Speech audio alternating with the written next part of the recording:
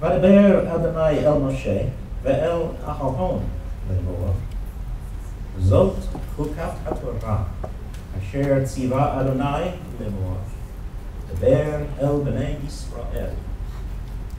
ויקחו אליך פרה אדומה תמימה, אשר אין בה מום, אשר לא עליה, אשר לא עלה עליה עוד. Please be comfortable.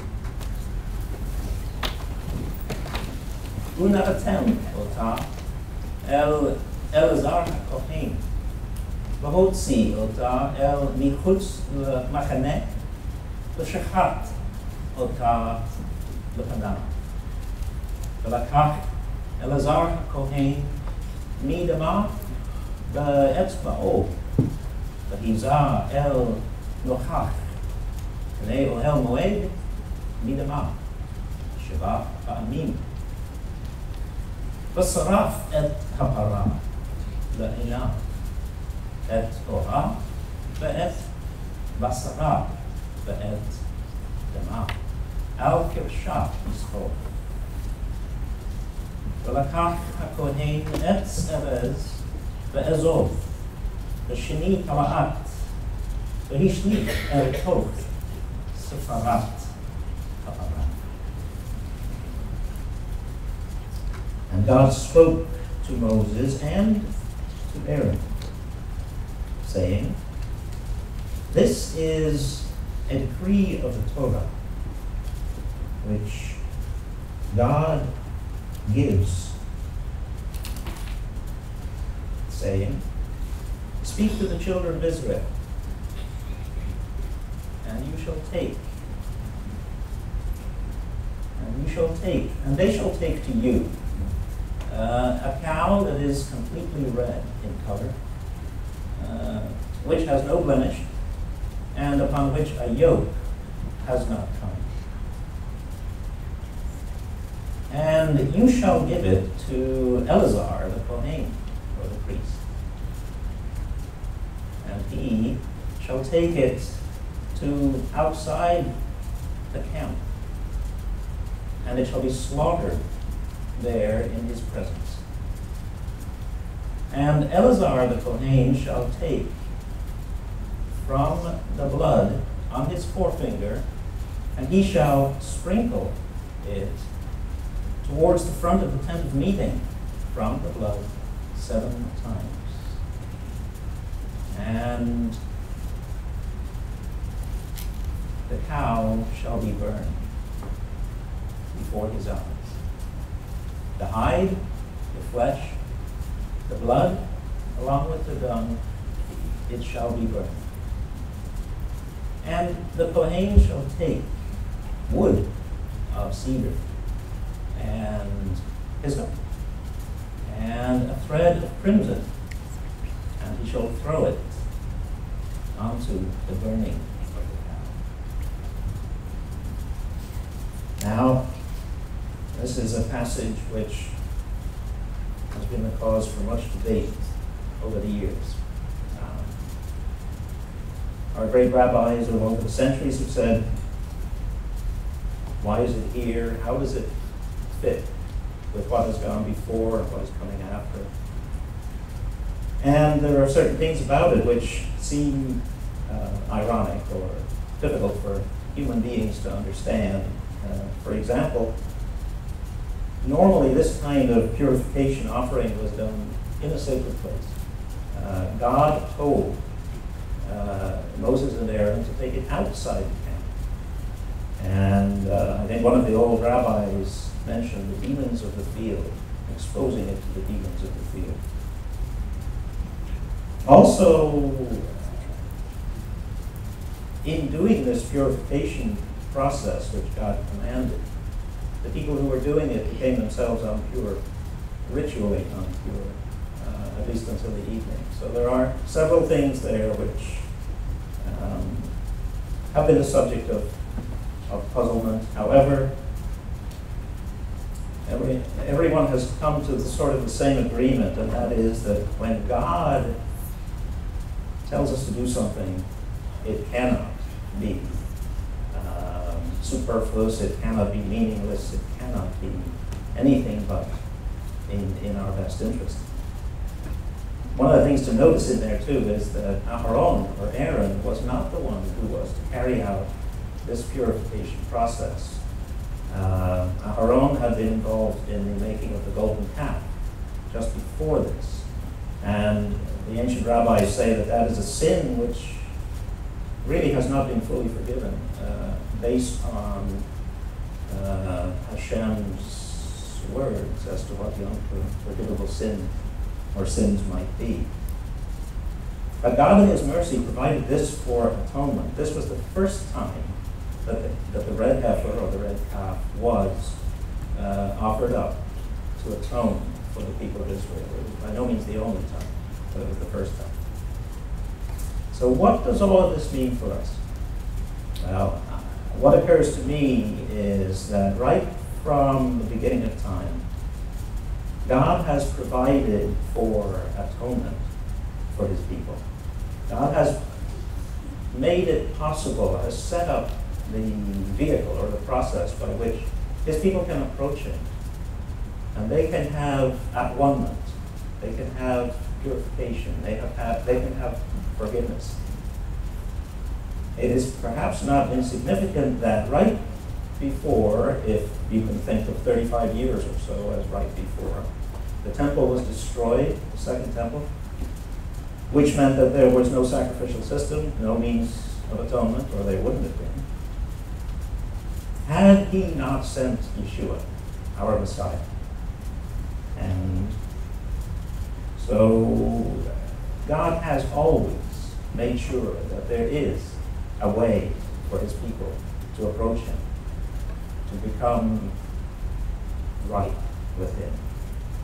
So let us remember that. Just as in the old days, there were certain things that had to be done in order to approach and to make that atonement ours personally. So there are now. We have to approach. We have to receive. We have to embrace. And we have to run with it. And there should be a difference in our lives. So, let us hear some more from the parasha and from other readings.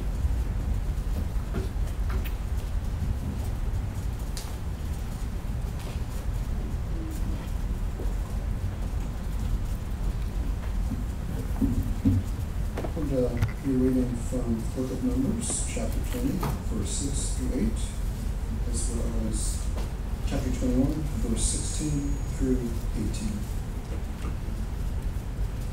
Moses and Aaron turned away and went to the entrance of the tabernacle, where they fell face downward before the Lord, and the glory of the Lord appeared to them.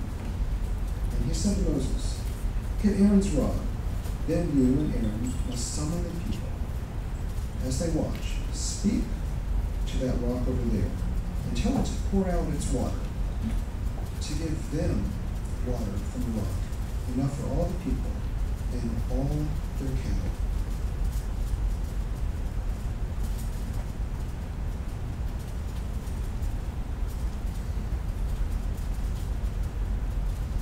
Then Israel traveled to Beer, meaning the well. This is the place where the Lord told Moses, "Summon the people, and I will give them water." What happened is described in this song the people sang. "Spring up, O well, sing of the water. This is a well," the leaders sung. It was hollowed with the staves and shingles.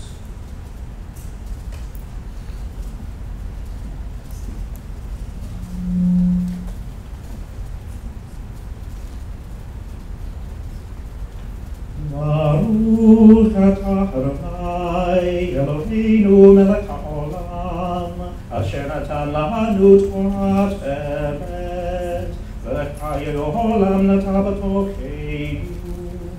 Baruch atah Adonai noten haTorah.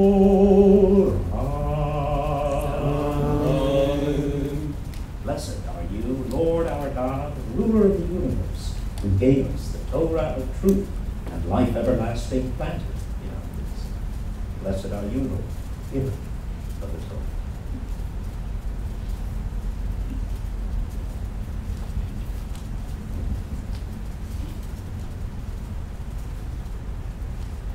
I will be reading from 1 Corinthians 10, verses 1 through 4.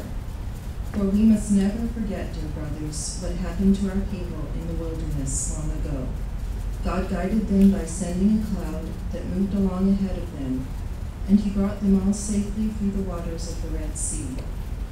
This might be called their baptism, baptized both in sea and cloud, as followers of Moses.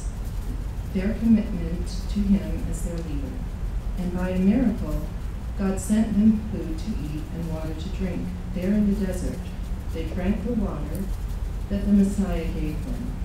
He was there with them as a mighty rock of spiritual refreshment.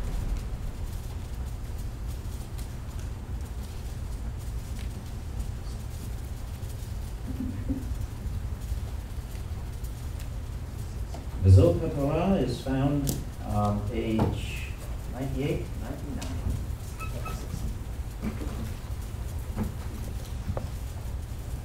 As we lift the scroll, for you to gaze upon it before we put it back.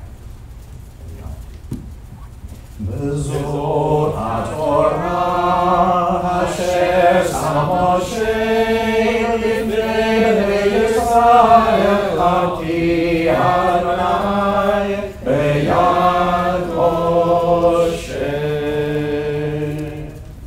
This is the Torah which Moses placed before the children of Israel.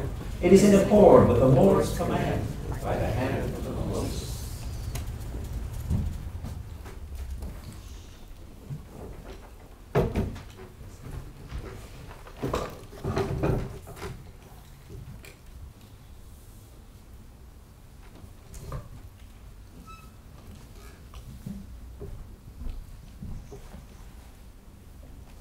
We can turn to pages 96 and 97 for Es Chaim. There's a tree of life.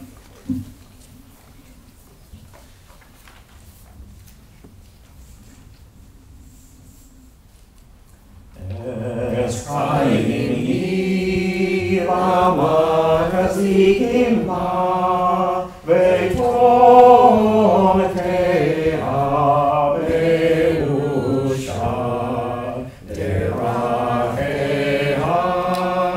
Darkei Noam Ve'kol Tivoteha Shalom Hashivenu Adonai Elecha Ve'nashua Kadesh Yameinu Kekedem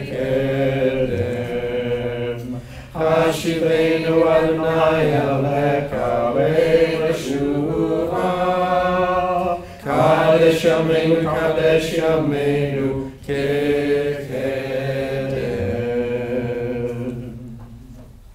A tree of life it is to those who take hold of it, and happy are those who support it. Its ways are ways of pleasantness, and all its paths are peace. Turn us, Lord, to you, and let us return. Renew our days as old. Please rise for Yehovah Yomar. We return. Beloved our.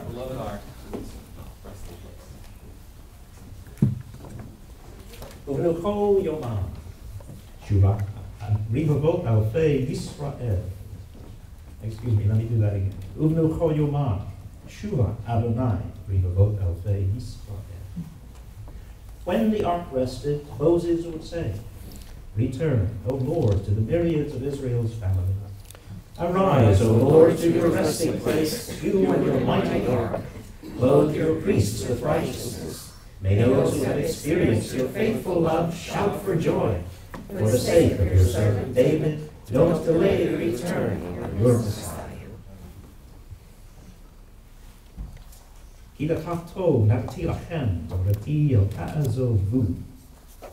I give you good instruction.